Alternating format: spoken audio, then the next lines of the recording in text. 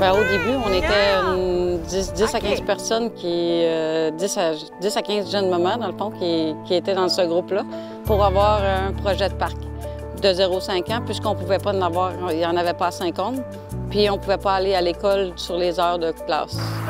Disons que c'est une initiative qui a été très bien accueillie.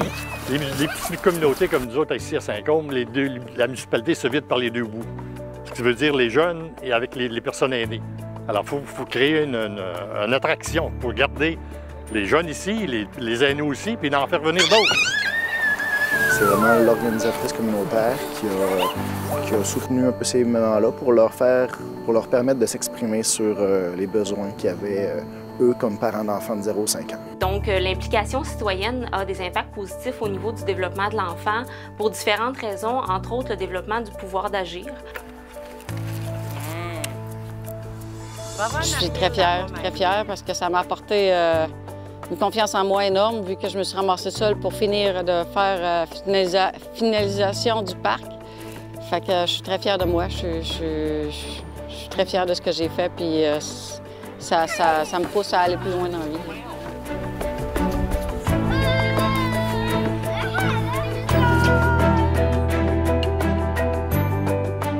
Dans le fond, l'idée a commencé que c'était des familles qui venaient vendre leurs articles usagés qui sont en lien avec grossesse et jeunes enfants. Et puis, c'est ça. On a eu plein de mamans qui se sont déplacées, qui ont loué des tables puis qui sont venues vendre leur matériel pour d'autres familles des aides-chemins.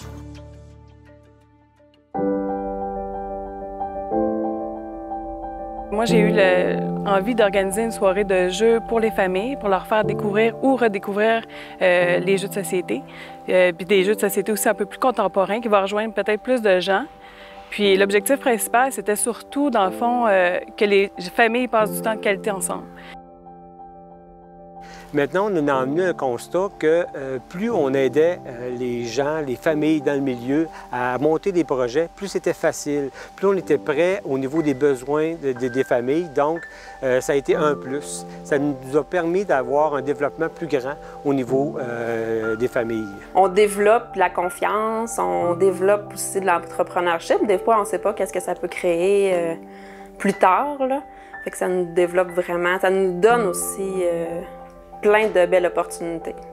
On peut parler ici du développement des soutiens sociaux, d'entraide entre les parents, par exemple.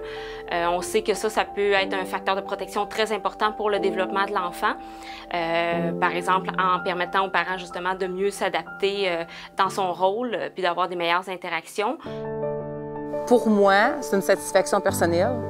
C'est sûr qu'on recherche une valorisation là-dedans. Pour la communauté, juste pour faire une communauté plus dynamique, où il se passe plus de choses. J'ai appris à me connaître aussi, puis ça m'a ouvert des portes pour d'autres projets aussi. Donc, ça a été super positif, puis ça a créé un sentiment d'appartenance pour mon milieu. C'est beaucoup de confiance en soi, de l'estime de soi aussi que ses parents vont pouvoir gagner. Puis aussi de la reconnaissance des fois de la part d'autres parents de la communauté en voyant dans le fond qu'est-ce qu'un groupe de parents peut mener comme projet aussi. Aussi, c'est la possibilité pour des enfants d'avoir des interactions positives avec d'autres adultes, d'avoir des contacts aussi avec d'autres enfants.